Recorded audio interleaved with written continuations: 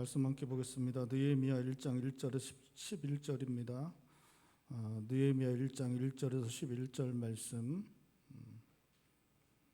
구약성경 느헤미야 1장 1절에서 11절 말씀 교독하시겠습니다. 하가라의 아들 느헤미야의 말이라.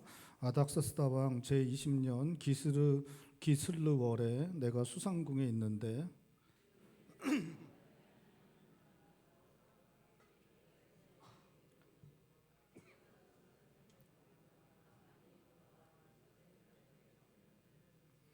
그들이 내게 이르되 사로잡힘을 면하고 남아있는 자들이 그 지방 거기에서 큰 환난을 당하고 능욕을 받으며 예루살렘 성은 허물어지고 성문들은 불탔다 하는지라.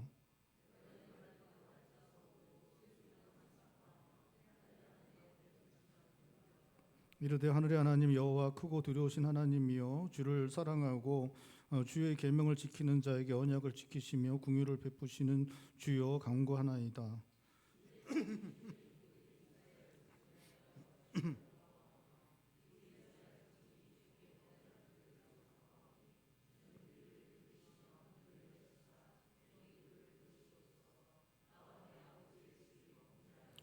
주를 향하여 크게 악을 행하여 주께서 주의 종 모세에게 명령하신 계명과 율례와 규례를 지키지 아니하였나이다.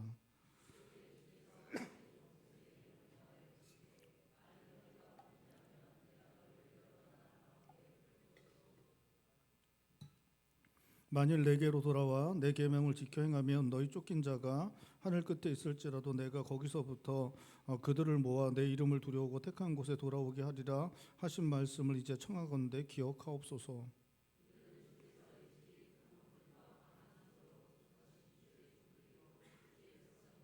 함께 보겠습니다.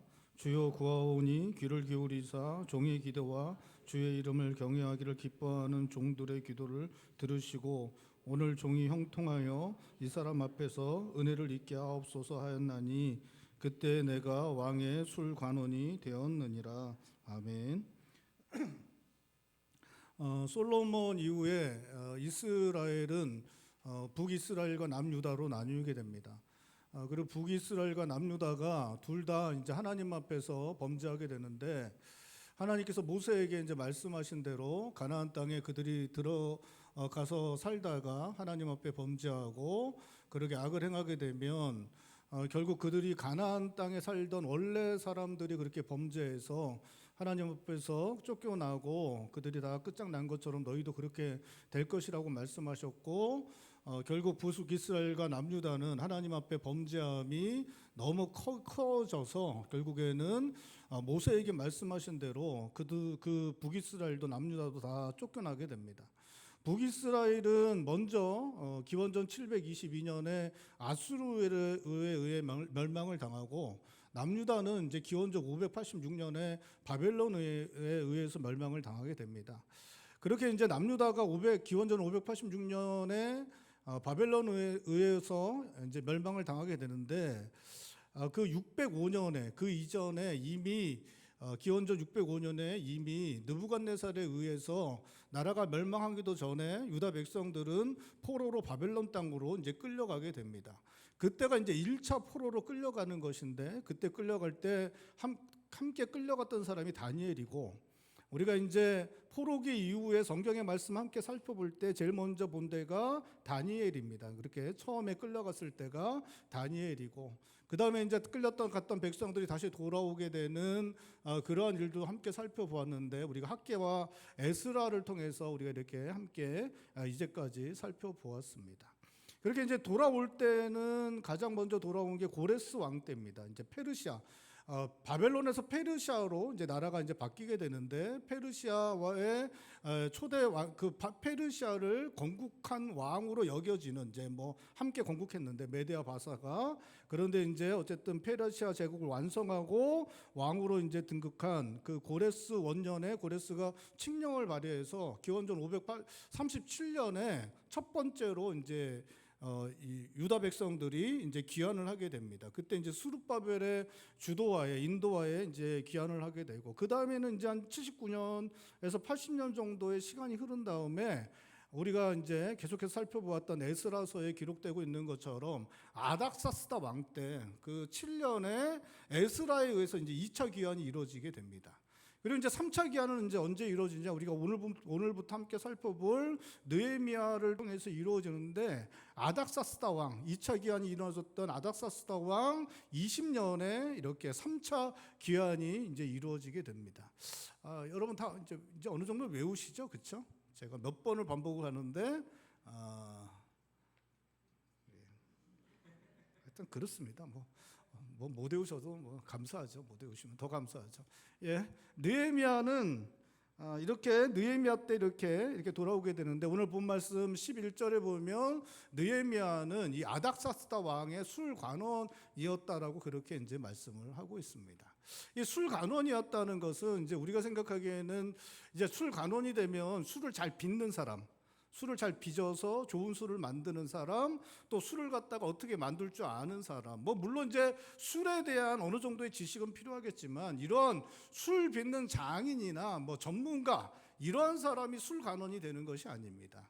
이제 이 술관원은 술을 갖다가 좋은 술을 선별하는 과정을 관리하고, 그리고 술을 이제 왕에게 드려야 되잖아요. 그래서 이제 어느 잔에 드리고 어떤 격식을 차려서 드리는 모든 그 과정을 통제하는 일을 한 사람이 누구냐? 이 술관원입니다. 그렇기 때문에 이 술관원은 이제 아무나 이제 할 수는 없고, 왜냐하면 술을 갖다가 빚는 과정, 선별하는 과정, 또 받쳐지는 과정에서 언제라도 독을 탈 위험이 있었기 때문에 아무나 이제 술관원이 될 수 없고, 그 모든 것을 관리하는 사람은 왕의 최측근, 믿을 수 있는 사람이 될 수밖에 없었습니다. 그리고 이제 왕이 술을 언제 마시냐? 왕이 술을 언제 마실 것 같아요? 마시고 싶을 때 마시겠죠. 그렇죠? 그러니까 왕이 마시고 싶을 때 마시니까 술 갖고 오라 그러면 술관원이 이제 갖고 가서 옆에 앉아서 같이 이제 이야기를 나누겠죠. 그래서 이렇게 연애를 베풀고 외국에서 왔을 때도 마시겠지만, 왕이 자기 마시고 싶을 때 마시니까 밤중에라도 불러서 마시면 같이 이제 옆에서 시중 들면서 이야기를 나눌 사람이 있어야 되죠. 그 사람이 누구겠습니까? 이 술관원이죠. 그러니까 이 사람은 최측근 중에 측근 중에 한 사람이 이 일을 맡을 수밖에 없었습니다. 우리가 이제 잘 아는 것처럼 느헤미야서를 보면 느헤미야가 이 사람이 이제 유대의 총독으로 가서 일을 아주 훌륭하게 해내거든요. 그러니까 이 사람은 술 빚는 장인이나 술 전문가가 아니에요. 그러니까 아주 술을 잘 빚는 아주 술 회사에 그 술 빚는 장인을 갖다가 불러서 세운 게 아니라, 이 사람은 관료입니다. 그러니까 정치인으로 그렇게 성장한 사람이고, 왕에게 발탁되어서 왕의 최측근 중에 측근이 된 아주 유능한 관리, 정치인이었던 사람이 누구냐? 바로 이 느헤미야였습니다. 오늘 본 말씀 1절에 보면 오늘 본 말씀이 기록되기 시작한 때가 아닥사스다 20년이고, 느헤미야는 수상궁에 있었다고 그렇게 말하고 있습니다. 에스라에 의해서 주도된 2차 포로기한이 아닥사스다 7년에 있었으니까 이제 13년이 흘렀을 때 이 일이 일어난 것이고, 이제 3차 포로기한이 이루어지게 되는 것입니다. 수상궁에 있던 느헤미야에게 형제 하난이라는 사람이 찾아왔는데, 가나안 땅에서 페르시아에까지 왔다가 느헤미야를 찾아왔다고 합니다. 느헤미야는 하나니에게 궁금해하던 가나안 땅에 남아있는 유다 사람과 예루살렘의 형편을 2절에 물었고, 하나니는 3절에 사로잡힘을 면하고 남은 자가 그 도에서 큰 환난을 만나고 능욕받고 예루살렘 성은 허물어지고 성문들은 불탔다라고 그렇게 말해주고 있습니다. 이 사로잡힘을 면하고 남은 자는 이제 바벨론 땅에 끌려가지 않고 남은 이스라엘 백성들을 말하는데, 이 백성 공동체 안에는 누가 함께 속해 있었냐면 1차 기한 때 돌아왔던 사람들, 그 사람들의 후손들이 거기 이제 여전히 속하고, 그리고 2차 기한 때 갔던 에스라와 함께 갔던 사람들이 또 이 공동체에 속해 있었습니다. 그래서 원래 남아있던 사람들의 후손들, 1차 기한 때 온 사람들의 후손들, 그리고 2차 기한 때 왔던 사람들까지 함께 모여있던 백성 공동체가 이들이고, 이들이 이들 중에 이제 특별히 이제 1차 기한과 2차 기한 때 왔던 사람들은 대단히 꿈과 열정이 있던 그런 사람들이었습니다. 성전 세우고 예루살렘 도성을 회복하고 하나님 나라를 그렇게 세우기를, 이스라엘을 회복하기를 꿈꾸면서 이 사람들 왔던 사람들인데, 그런데 이제 이 사람들이 이제 계속해서 제가 말씀드린 거지만 정치적으로, 경제적으로, 또 군사적으로 너무 열악한 상황 가운데 있어서 주변에 있는 적대 세력들에게 계속 핍박당하고 조롱당하는 그런 상황 가운데 있었습니다. 그런데 오늘 본 말씀에서 느헤미야가 들은 거는 이제 그 성벽도 무너지고 예루살렘 성벽도 무너지고 성문도 불탔다라는 그러한 이야기를 이제 듣게 된 것입니다. 그러니까 우리가 잘 아는 것처럼 유대인들은 선민의식이 있었습니다. 유대인들은 하나님 나라 백성이고 그렇게 선택받은 그러한 사람들이었습니다. 예루살렘은 하나님의 거룩한 도성이고, 그리고 이스라엘은 하나님의 나라입니다. 예루살렘 성전에 하나님 임재하시는 그런 영광스러운 하나님의 성전이 있는 도시가 예루살렘 성인데, 그리고 그 예루살렘 성을 회복하고 하나님 나라를 세우려고 이 사람들이 갔고, 그렇게 갔을 때 아마 에스라를 느헤미야가 좀 알고 있었지 않았을까 우리는 이제 추측할 수 있는데, 에스라가 떠날 때 이 느헤미야에 기록된 느헤미야의 모습을 보면 떠날 때 아마 응원하고 박수치고 계속해서 응원했을 것 같습니다. 그렇죠? 우리가 이제 선교사님들 갈 때 이제 아는 분들 갈 때 우리가 이제 뭐 우리 교회에서 부목사님 하시던 분들이 뭐 선교사님으로 갈 때 우리가 응원하죠. 그렇잖아요. 응원하잖아요. 그렇죠? 여러분들이 그 정도는 아니잖아요. 우리가 응원하고 기도하고 막 그러죠. 그렇죠? 그렇게 하잖아요. 그런 마음이 아마 그 에스라가 갔을 때 느헤미야에게 있지 않았겠습니까? 응원하고 기도하고 잘 되기를 바라고 그들을 통해서 예루살렘 성이 회복되는 것들을 갖다 바랬는데, 돌아온 소식은 예루살렘 성이 허물어지고 성문은 불타버렸다라는 그러한 이야기를 듣게 된 것입니다. 그랬더니 이 느헤미야가 그 소식을 듣고 너무 슬퍼하면서 수일 동안 울었다라고 그렇게 성경은 기록하고 있습니다. 그러면서 금식기도 했다라고 그렇게 말하고 있습니다. 이제 이렇게 이야기를 하고 있는데, 이게 사실은 조금은 이제 좀 우리는 이제 좀 이야기는 쉽지 않죠, 그렇죠? 그렇잖아요. 예? 지금 이 사람이 여기 이제 바벨론 땅 산 게 나라가 망한 지가 140년이에요. 그리고 이제 와서 이 사람의 할아버지가 이제 와서 포로로 끌려왔고, 이 사람은 여기서 태어났고 자랐고, 그리고 이제 오늘 본 말씀처럼 이 사람이 잘 돼서 왕의 채찍꾼으로 이렇게 성장한 사람인데, 이 사람이 그렇게 이제 가서 뭐 이렇게 나라를 회복하고 예루살렘 성전 짓고 하는 걸 반절히 바라면서 위에서 응원했지만, 그런데 이제 그 성이 무너지고 불탔다는 얘기를 듣고서 이제 수일 동안 울었다라고 그렇게 이야기를 하고 있는데, 이게 사실 좀 이해가 안 되죠, 그렇죠? 예? 우리가 이게 이제 북한 땅에서 우리가 참혹한 얘기를 듣잖아요. 예?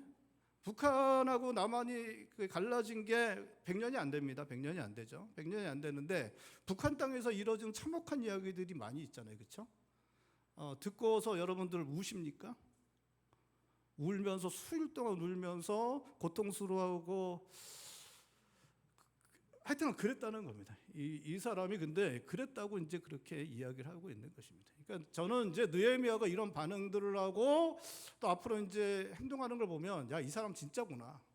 이 사람 정말 진짜구나. 이 사람은 정치가이고, 이 사람 정치하는 사람인데 이 사람 진짜구나. 여러분, 정치하면 얼굴이 변해요. 얼굴이 변합니다. 이게 TV에서 이렇게 정치인들 얼굴 계속 보면 사람들이 얼굴이 변합니다. 참 신기하죠.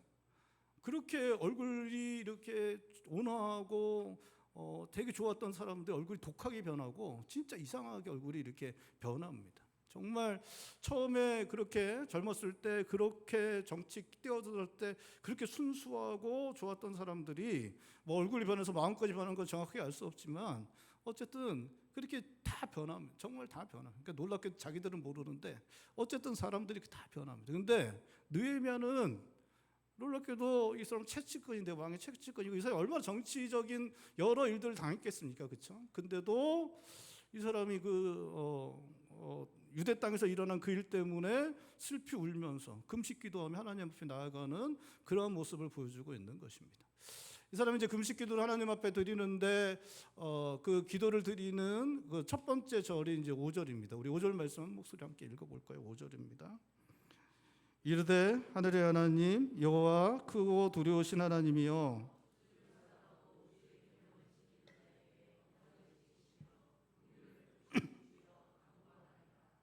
느헤미야는 하나님을 하늘의 하나님 여호와 크고 두려우신 하나님이라고 부르고 있습니다. 하나님께서는 스스로 계시는 분이시고 모든 것을 홀로 결정하시는 분이십니다. 사람들은 때때로 하나님께서 사람을 위해 존재하신다고 어리석은 생각을 할 때가 있지만 성경이 알려주고 있는 하나님은 크고 두려우신 하나님이십니다. 하나님께서는 우리를 위해 존재하는 분도 우리의 처지에 의해 움직이시지도 않으십니다. 하나님께서는 스스로 계시는 분이시고 모든 것 만드시고 모든 것 결정하신 대로 행하시는 분이십니다. 그렇게 결정하신 대로 행하실 때 그 큰 능력으로 하늘과 땅이 진동합니다. 사람의 죄악 앞에 진노하실 때 한순간에 물로 모든 것을 쓸어버리셨던 분이 하나님이십니다. 하나님께서 정하시고 역사하실 때 하나님 앞에서 사람이 할 수 있는 것 아무것도 없습니다. 느헤미야는 크고 두려우신 하나님을 경외하는 마음으로 부르고 있는 것입니다. 느헤미야는 하나님께서 크고 두려우신 분이시지만 하나님을 사랑하고 하나님의 계명을 지키는 자에게는 언약을 지키시고 긍휼을 베푸시는 분이신다고 그렇게 또한 고백하고 있습니다. 느헤미야는 스스로 계셔서 모든 것 스스로 정하시고 그 정하신 대로 행하시는 크고 두려우신 하나님이시지만 하나님을 사랑하고 하나님의 계명을 지키는 자에게 언약을 지키시고 긍휼을 베푸시는 분이라고 그렇게 말하고 있는 것입니다.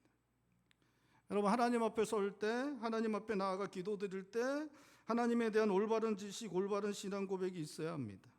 그럴 때 우리는 하나님의 이름을 부를 수 있고 하나님께 합당한 기도를 드릴 수 있습니다. 우리의 기도는 깊어질 수 있습니다. 하나님께서 크고 두려우신 하나님이심을 알지 못하고 하나님을 사랑하고 그 계명을 지키는 자들에게 언약을 지키시고 긍휼을 베푸시는 분이심을 알지 못하고 그냥 하나님은 사랑만 베푸시고 어떠한 경우에도 복 주시는 하나님이라는 것이 우리가 아는 하나님의 전부라면 우리의 기도는 허망한 것 될 수 있습니다. 우리의 기도는 깊어질 수 없습니다. 여러분, 저는 이렇게 저하고 이렇게 만남이 오래되면 좀 저를 좀 알면 좋을 것 같아요. 한 10년, 20년 제가 이제 시간을 두고 만나는 분들이 있습니다. 이제 특히 이제 목사님들 중에 10년, 20년 이렇게 두고 만나서 얘기하는데 이렇게 얘기 나누다가 제가 싫어하는 거 그냥 막 얘기를 할 때가 있는데 싫더라고요. 아무것도 모른다듯 저의 사정과 상황에 대해서 아무것도 모른다는 듯이 그냥 하고 싶은 말 막 할 때 좀 속이 상합니다. 속이 상합니다. 제 성격, 저에 대해서 아무것도 모르고 그냥 막 얘기하고 그러면 내가 이분을 10년, 20년 만났는데 이게 진짜 뭐지? 이런 생각이 그렇게 되면 관계가 더 깊어지기는 쉽지 않은 것 같습니다. 그리고 그렇게 이야기하면 부탁 그냥 어느 정도 들어주지만 그냥 우리 관계는 그냥 여기까지고 더 이상 관계가 발전하기가 쉽지 않은 것을 이렇게 경험하게 됩니다. 우리도 그렇죠. 우리도 관계 저만 그렇진 않잖아요, 그렇죠? 예? 저만 쫀쫀한 것 같아서 다들 그렇잖아요. 다들 관계가 그렇잖아요, 그렇죠? 하나님 앞에 나아갔을 때 우리가 하나님 앞에 나아갔을 때 너무 하나님을 모르는 말도 안 되는 거 하나님 앞에 구하고 그러면 하나님께서도 그러실 수 있죠. 야, 너가 나한테 나와서 기도한 지가 벌써 몇 년이고 너가 나 앞에 나와서 믿는다고 얘기한 지가 몇 년인데 야, 도대체 너 지금 이게 말이 되냐? 이게 어떻게 내가 싫어하는 것만 골라서 나한테 구하고 진짜 어떻게 이럴 수가 있냐? 여러분, 우리가 하나님을 제대로 알지 못하고 하나님에 대한 올바른 신앙 고백이 없고 하나님에 대한 참된 지식이 없으면 우리가 드리는 기도는 허망한 것 될 수 있습니다. 하나님과의 관계가 더욱 깊어지는 일들을 기대할 수 없습니다. 우리가 하나님을 제대로 알고 하나님을 더 잘 알고 하나님에 대한 올바른 신앙 고백 가운데 있고 그렇게 느헤미야처럼 그렇게 참되신 하나님 앞에 나아가 기도드릴 때 우리의 기도가 하나님께 상달되고 응답받을 수 있을 뿐만 아니라 하나님과 더 깊은 관계로 나아갈 수 있게 됩니다. 우리의 그 기도를 통해 하나님을 더 깊이 알아가는 그러한 일들이 일어날 수 있습니다. 사랑하는 성도 여러분, 우리가 하나님을 아는 참된 지식 안에 거하고 우리의 신앙 고백이 올바른 신앙 고백이 되어서 우리가 드리는 기도가, 그 하나님께 드리는 기도가 하나님께 상달되고 응답받고 우리의 기도가 더 깊어지고 우리의 기도를 통해 더 하나님을 알아가는 일들이 우리의 삶 가운데 나타날 수 있기를 주님의 이름으로 축원드립니다. 느헤미야는 하나님을 부르고 난 다음에 회개 기도를 드리고 있습니다. 느헤미야는 이스라엘 자손의 죄악을 자신과 자신의 아버지의 집의 죄악으로 고백하고 있습니다. 6절과 7절인데 우리가 6절과 7절 말씀도 한 목소리 읽어볼까요? 이제 종이 주의 종들인 이스라엘 자손을 위하여 주야로 기도하오며 우리 이스라엘 자손이 주께 범죄한 죄들을 자복하오니 주는 귀를 기울이시며 눈을 여시사 종의 기도를 들으시옵소서. 나와 내 아버지의 집이 범죄하여 주를 향하여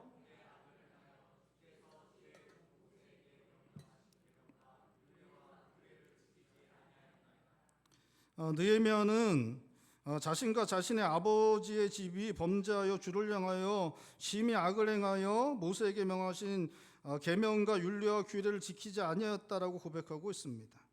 느헤미야는 이스라엘 백성의 죄악을 자신의 죄로 고백하며 회개하고 있습니다. 사실 느헤미야는 이스라엘 백성들이 지은 죄와는 거리가 먼 사람입니다. 140년 전에 이스라엘 백성들이 지었던 죄 때문에 자기의 조상이 끌려왔고 자기는 그것 때문에 바벨론 땅에서 이렇게 자라날 수밖에 없었던 사람이었습니다. 그런데 놀랍게도 이 느헤미야가 이스라엘 백성들의 죄가 자신과 자신의 아버지의 집의 죄다, 자기의 죄다라고 그렇게 고백을 하고 있는 것입니다. 여러분 기억하실지 모르지만 이 사람과 비슷하게 이렇게 기도드린 사람이 있습니다. 누굽니까? 바로 에스라입니다. 에스라도 이스라엘 백성들의 죄를 자기의 죄로 고백을 하고 있습니다. 이스라엘 백성들이 통혼하고 우상 숭배하는 죄를 저질렀을 때 에스라도 놀랍게도 그 죄가 자기의 죄다라고 하나님 앞에 회개하는 그런 모습을 보여주고 있습니다. 이게 이 시대의 풍조인지 유행인지 모르겠어요. 이 시대에 하나님의 백성들이 이렇게 하는 건지 모르겠지만 어쨌든 이 시대를 살아가는 느헤미야도 에스라도 다 공동체 하나님 백성의 죄, 이 죄가 자기의 죄라고 고백하고 회개하는 일들을 행하였고 그 회개를 통해 변화의 일들이 일어난 것을 성경은 우리들에게 보여주고 있는 것입니다. 우리가 속한 곳을 변화시키고 새롭게 하는 일을 할 수 있는 사람은 그 속한 곳의 죄악으로 말미암아 슬퍼하고 고통스러워하며 자신의 죄악으로 고백하고 회개하는 사람입니다. 우리가 속한 곳을 변화시키고 새롭게 할 수 있는 사람은 그 속한 곳의 죄악 문제들을 자신의 것으로 받아들이고 아파하고 슬퍼하며 회개하는 사람, 자복하고 회개하는 사람이 그곳을 변화시키는 일들을 할 수 있는 것입니다. 우리가 살아가는 곳과 또 함께 살아가는 사람들은 우리 인생에 있어서 너무나 중요한 것입니다. 여러분 우리가 살아가는 곳, 우리가 함께하는 사람들, 여러분 뭐 그 사람들이 변화되든 말든 내가 살아가는 것이 변화되든 말든 나는 내 인생 잘 살면 될 거야 라고 우리가 생각할 수도 있겠지만 이거는 좀 잘못된 생각입니다. 왜냐하면 내가 살아가는 곳이 바로 나의 인생이고 나와 함께 살아가는 사람들이 내 인생이기 때문에 그렇습니다. 우리가 살아가는 곳은 우리 인생에 너무나 큰 영향력을 미칩니다. 우리가 살아가는 곳은 또 함께 살아가는 사람들은 내 인생의 가장 중요한 결정들을 그 결정을 하게 만드는 것이 내가 함께 살아가는 곳이고 내가 함께 살아가는 사람들입니다. 여러분들 가정에서 여러분들이 인생의 중요한 결정을 할 때 누구의 영향을 제일 많이 받습니까? 누굴 먼저 생각하세요? 집에 있는 아내와 남편입니까? 자녀들입니까? 누구를 제일 먼저 생각하세요? 뭐 결정을 할 때 직장으로 옮기고 뭐 어떤 삶의 문제들 중요한 결정들을 할 때 여러분 그거 그냥 자기만 바라보면서 결정한 사람이 있습니까? 거의 없죠. 없습니다. 그 결정들을 할 때 아이들 생각하고 아내, 남편 생각하면서 결정을 하게 되는 것입니다. 여러분, 가정, 교회, 내가 속한 곳에 있는 사람들이 좋으면, 청년들이 좋으면 그 사람들이 좋은 결정을 할 수 있도록 도와줍니다. 좋은 길을 갈 수 있도록 도와줍니다.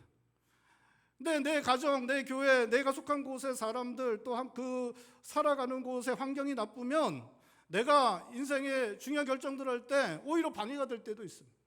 잘못된 그러한 그 선택을 하게 만드는 일들도 왕왕 일어나게 됩니다. 지금은 많이 달라졌지만 7, 80년 전만 해도 우리나라에서 여자로 태어난다는 것은 쉽지 않은 상황이 주어지는 것이었습니다. 근데 그때에도 어떤 가정에서 태어나느냐가 그 여인의 인생을 결정하죠. 어떤 여인은 그 아버지, 그 가정이 정말 이렇게 깨워서 그 여자에게 좋은 교육을 시키고 이렇게 해서 좋은 환경 속에서 자라날 수 있었고, 또 어떤 가정은 그 반대에 아주 좋지 않은 그러한 삶을 살아갈 수밖에 없는, 뭐 그렇다고 해서 그 사람의 인생이 결정되는 건 아니지만 그거 다 이겨내고 더 좋은 삶도 살아가는 일도 뭐 많이 있었지만, 어쨌든 우리가 속해 있는 가정은, 우리가 속해 있는 교회는, 우리가 살아가는 삶은 바로 우리의 인생 자체를 결정하는 것입니다. 여러분, 집에 들어갈 때 어떠세요? 좋아 죽겠습니까? 직장 끝나고 집에 들어가면, 제가 저번 주에 본 쇼츠에 아빠가 들어오니까 엄마하고 애들 둘하고 달려나가서, 개까지 달려나가서 아빠가 온다니까 그 소문에 나건 악동뮤지션 그거 막 부르면서 하니까 아버지가 좋아 죽겠더라면서 막 달려 들어오죠. 여러분의 가정도 그렇게 좋아 죽겠습니까? 집에 들어가면 너무 좋아 죽어서 너무 피로가 다 풀리고 하루 자고 나면 다음날 나갈 때 힘이 넘쳐갖고 이렇게 나가십니까? 예? 여러분 그러세요? 예? 여러분, 우리의 가정은 저의 인생, 우리의 가정은 우리의 인생입니다. 여러분, 우리나라에 태어났으니까 이렇게 사는 거예요, 여러분. 여러분, 일하면서 태어났어 봐요, 여러분. 다 히잡하고 다니고 히잡 안 한다고 그 혁명수비대가 와서 죽이고 그런 일들 당하는 거예요. 여러분, 지금 아프리카에서 태어났다고 생각해 보십시오. 그 아프리카 내전 가운데 그 수많은 어린아이들, 그 아기들이 아무 잘못 없는 애들이 하루 한 끼도 먹지 못해서 그 고단한 인생을 살아갈 수밖에 없는, 그것이 그 아이들에게 주어진 인생인데, 우리가 우리나라에서 태어나서 이렇게 살고 있는 것이, 우리가 살아가는 곳은 우리 함께 살아가는 사람들은 나의 인생입니다. 여러분, 변화시키고 새롭게 만들어 가야 하는 것이죠. 변화시키고 새롭게 만들어 더 좋은 사람들로, 더 좋은 곳으로, 더 좋고 더 좋은 사람들로 변화시켜 나가는 것, 그것이 내 인생을 변화시켜 나가는 것과 사실은 다를 게 없는 것입니다. 그리고 오늘 성경은 그렇게 무너지고 망가졌을 경우, 잘못되었을 경우 그것들을 내 것으로 끌어안고 함께 슬퍼하고 그것 때문에 고통스러워하며 함께 울고 그것을 위해서 내 것으로 자복하며 회개 기도할 때 하나님께서 그것을 변화시키는 일을 시작하신다라고 오늘 성경은 우리들에게 말씀하고 있는 것입니다. 여러분, 회개 기도는 새롭게 시작하는 기도입니다. 우리가 죄악을 하나님 앞에 자복할 때 하나님은 그 죄악을 씻으시며 새롭게 하시는 은혜를 허락하십니다.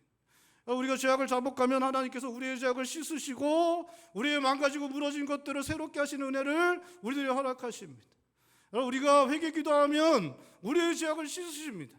우리가 개인의 죄를 자복하면 우리의 개인의 죄를 씻으십니다. 우리가 우리의 공동체의 죄를 자복하면 우리의 공동체의 죄악을 하나님께서 씻어주십니다. 여러분, 우리 공동체의 죄악은 누가 회개해야 됩니까? 만약 우리 교회에 죄가 있다고 쳐보세요. 그러면 이 교회의 죄악을 누가 회개해야 됩니까? 목사가 회개해야 되죠. 맞죠? 목사가 회개해야 되죠. 하지만 성도 한 사람 한 사람이 그 죄를 회개할 때 그 죄가 씻음받게 되는 것입니다. 우리가 살아가는 곳의 죄를 회개할 때 여러분, 그 죄가 하나님께서 씻어주시고 새롭게 하시는 그 놀라운 일들이 시작될 수 있는 것입니다. 사랑하는 성도 여러분, 우리의 인생을, 우리의 가정을, 우리의 교회를, 우리가 살아가는 곳을 정말 참 쉽지 않지만 우리 시대의 이 한국교회를 그 죄악들을 끌어안고 고통스러워하고 슬퍼하면서 회개 기도함으로 하나님 앞에 나아가시는 성도님들이 되시길 바랍니다. 하나님께서 씻으시고 새롭게 하시는 은혜를 우리들에게 허락하실 것입니다.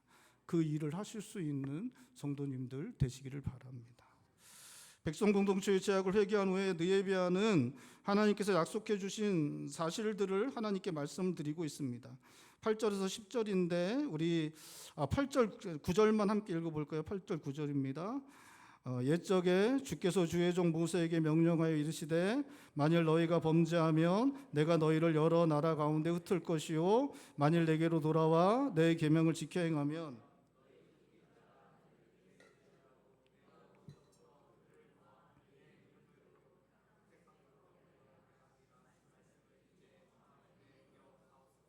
느헤미야는 하나님께서 모세에게 약속하셨던 사실을 하나님 앞에서 열거하고 있습니다. 하나님께로 돌아와서 하나님 계명을 지켜 행하면 쫓긴 자가 하늘 끝에 있을지라도 거기서부터 뭐 하나님의 이름을 두려고 택한 곳에 돌아오게 할 것이다 라고 하신 말씀을 이제 청하건대 기억하여 달라고 하나님께 기도드리고 있습니다. 주의 종이며 주의 백성들이 하신 약속을 이루어 주시기를 기도드리고 있습니다. 느헤미야는 하나님께서 스스로 신실하신 분이시고 그 약속하신 것은 영원히 지키신 분이심을 알고 있었고 하나님께서 하신 약속을 들고 하나님께 기도드리고 있는 것입니다. 약속에 신실한 하나님, 그 약속하신 것은 반드시 이루시는 하나님이라는 것을 알고 있었기 때문에 그 약속하신 것을 붙잡고 하나님께 나아가 그 약속을 근거로 하여 기도드리고 있는 것입니다. 이러한 기도 후에 마지막으로 느헤미야가 하나님께 구한 것이 11절입니다. 느헤미야는 예루살렘 성이 무너진 것에 대해 울면서 금식 기도하면서 그 마음속에 자기가 직접 가서 그 무너진 성을 재건할 것을 결심하고 있었고 먼저 왕에게 나아가 자신이 가서 그 예루살렘 성을 재건할 것을 허락받아야 했습니다. 이 사람 앞에 은혜를 있게 해달라고 할 때 이 사람은 바로 아닥사스다 왕입니다. 느헤미야는 아닥사스다 왕에게 은혜를 입어 자기가 예루살렘 성으로 가서 그 성을 재건하는 것을 왕이 허락해 주시기를 하나님께 기도드리고 있는 것입니다. 그렇게 자기가 가서 그 성을 재건하기를 결심하였고 이제 가서 그 허락을 왕에게 받아야 되는데 그것을 갖다가 하나님께서 이 사람의 마음을 왕의 마음을 움직여 주시기를 기도하는 그 기도를 이제 이렇게 5절부터 해서 10절까지 그렇게 드린 것이고 그리고 마지막에 11절에 이렇게 하나님께 이 왕의 마음을 움직여 주시기를 간절하게 구하고 있는 것입니다. 느헤미야가 드린 기도를 하나님께서 들어주십니다. 언약에 신실하신 하나님을 향하여 드린 느헤미야의 기도대로 아닥사스다 왕은 느헤미야를 가나안 땅에 보내주었고 느헤미야가 회파되었던 예루살렘 성을 재건한 일을 기록한 것이 바로 느헤미야서입니다. 느헤미야의 기도를 하나님께서 들어주셨고 하나님께서 느헤미야를 이제 그 가나안 땅에 보내주셨고 그의 기도대로 하나님께서 역사하셔서 예루살렘 성을 재건하고 나라를 새롭게 하는 일을 행한 것, 그것을 기록한 것이 바로 느헤미야서인 것입니다. 느헤미야의 서는 한 사람의 기도로 시작되고 있습니다. 느헤미야의 기도는 하나님 받으시기 합당한 기도였고 느헤미야서는 느헤미야의 기도로 시작된 일이 무너진 예루살렘 성의 성벽이 재건되고 유대 공동체의 신앙이 바로 세워지고 국가로서의 면모를 갖게 되는 일이 되었다라고 기록하고 있습니다. 느헤미야서는 모든 일의 시작이 기도하는 것이었다라고 그렇게 말하고 있습니다. 느헤미야서는 모든 일의 시작이 기도하는 것이었다라고 그렇게 말하고 있습니다. 기도하는 사람은 새로운 일을 시작할 수 있습니다. 하나님께서는 기도를 통해 새로운 일을 시작하도록 하십니다.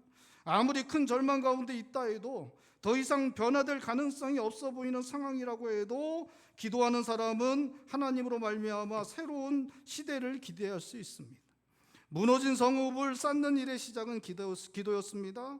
타락한 세대를 새롭게 하는 일도 기도로 시작됩니다.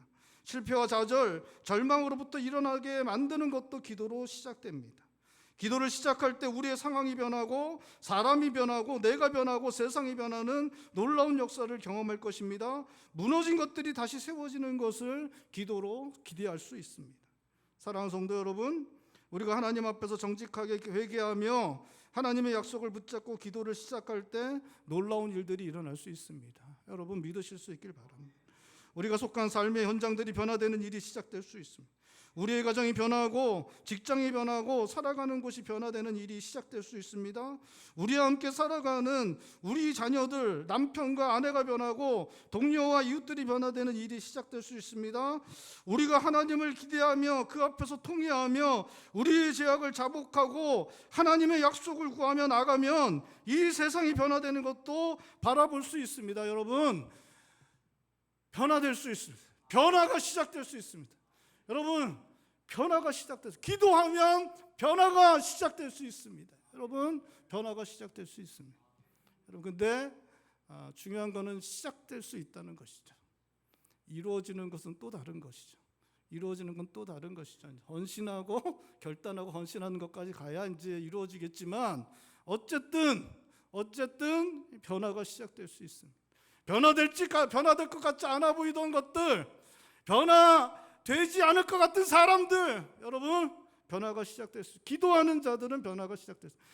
변할 것 같지 않은 우리의 인생도 여러분 변화가 시작될 수 있습니다. 기도하는 자들에게 하나님께서 그 변화의 놀라운 일을 시작하여 주실 것입니다. 여러분 믿으실 수 있길 바랍니다. 남유다는 망한 지 140년이 지났고 가나안 땅 예루살렘에 포로로 끌려갔던 백성들이 2번이나 돌아와 정착하여 예루살렘 성전을 재건하였지만 여전히 나라는 세워지지 않았습니다. 예루살렘 성은 성벽도 무너지고 문은 불탔고 여전히 황폐한 가운데 있었습니다. 다시 예루살렘과 하나님 나라 이스라엘이 회복될 것 생각할 수 없는 상황이었습니다.